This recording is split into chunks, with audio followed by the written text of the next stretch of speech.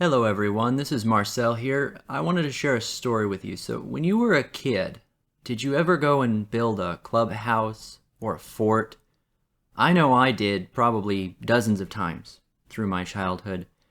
And you'd take days or even a week building this thing, and you'd get there with your buddies and put a bunch of flags and signs up and like make this really nice kind of a clubhouse.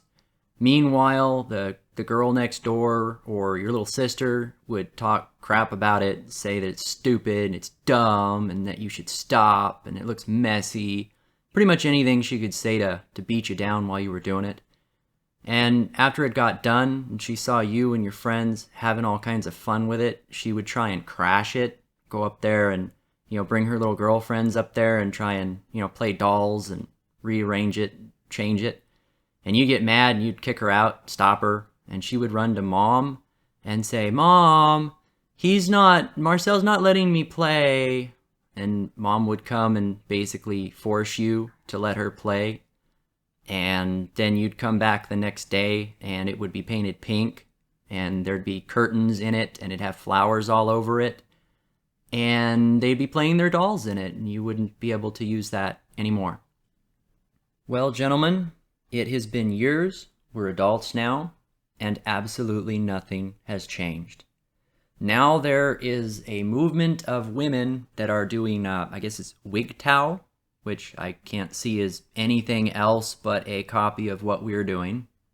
Honestly, we are probably getting mimicked by the very same women that talked massive shit about what we were planning to do the whole time, or what we were doing the whole time. It wasn't long ago that when we were building this, we were being called, a bunch of crybabies and woman haters and stuff and scorned by those people that are the ones that are copying us. They've realized that we've got a really good setup and now they're trying to move in on it. Now, personally, I don't care if a woman wants to go WGTOW or, go her own way.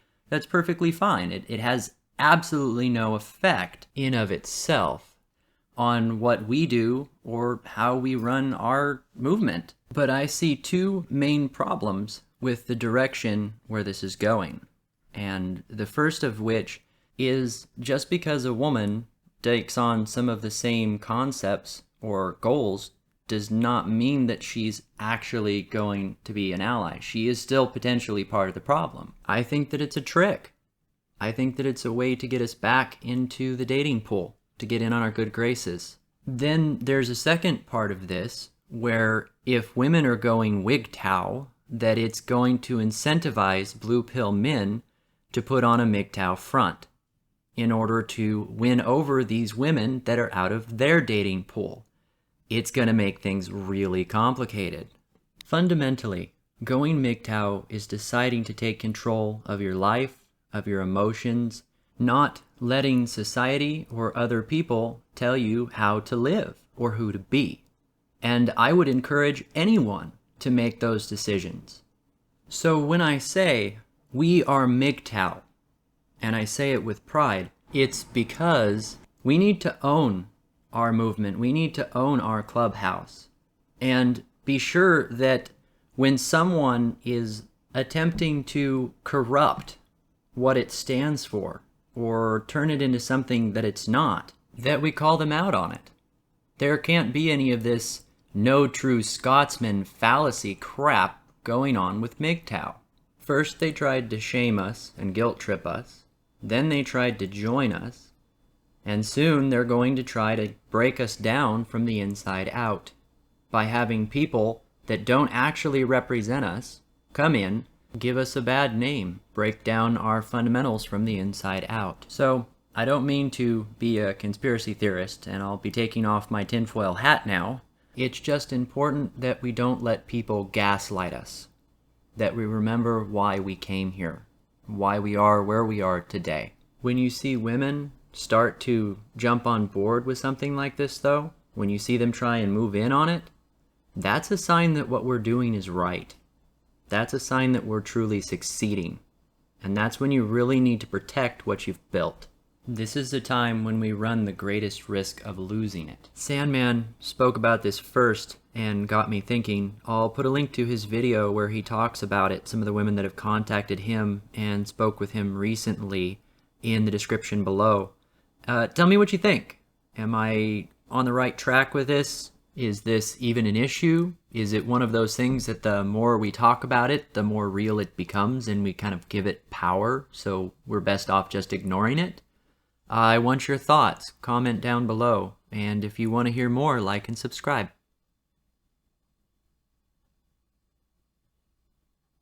Women are crafty, and I'd like to give you an example of it. So, an older woman goes walking into the First National Bank of Colorado, heads over to the teller and asks them to cash a check for $1 million. And the teller looks at it and says, wow, this is a big check. For something this large, I have to have our manager look at it just to be sure that it's valid. And the older woman says, well, yeah, of course, I understand that completely. You know, it's little old lady. So after a minute, the teller comes back and she says, well, our manager would like to speak to you briefly, then we'll have you all set. So she walks into the office and there's this young guy sitting behind the desk, and he looks up at her and says, well, the check is good and everything in the account seems to verify.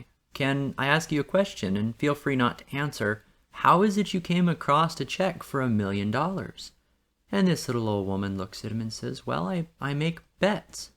He goes, are you serious? Like in a casino or something? She goes, no, just every day I make bets with people. And he goes, well, how do you do that? She says, well, I'll give you an example. I bet you $20,000. In fact, 10 to 1, meaning if you win, I pay you 20. If I win, you have to pay me $2,000. That by tomorrow at noon, your balls will be square.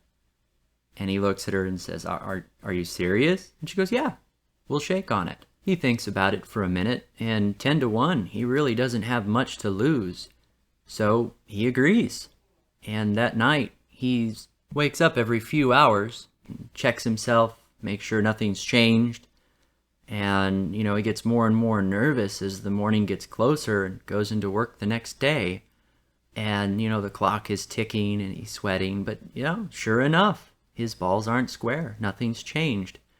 So when she comes in at about 11:50, she's got another guy walking behind her in a business suit. And the manager asks her, well, who is that? She goes, that's my lawyer. Anytime I deal with money, he comes with me. So, everything is legal and legit. Well, I can understand that. He says, well, it's almost noon, and you've lost your bet. My balls are still round. She says, well, you don't expect me to just take your word for that, right? I've got to be able to actually see them and feel them. And the manager thinks for a minute and says, fine, I suppose I can agree to that. Closes the shutters and pulls down his pants, and she gets down, reaches up and grabs him, and all of a sudden there's this pounding from the side of the room. And he looks over, and the lawyer is bashing his head against the wall. So he asks her, what's wrong with him? And she says, well, I bet him $100,000 that by noon today I'd have the First National Bank of Colorado's manager's balls in my hands. He just lost.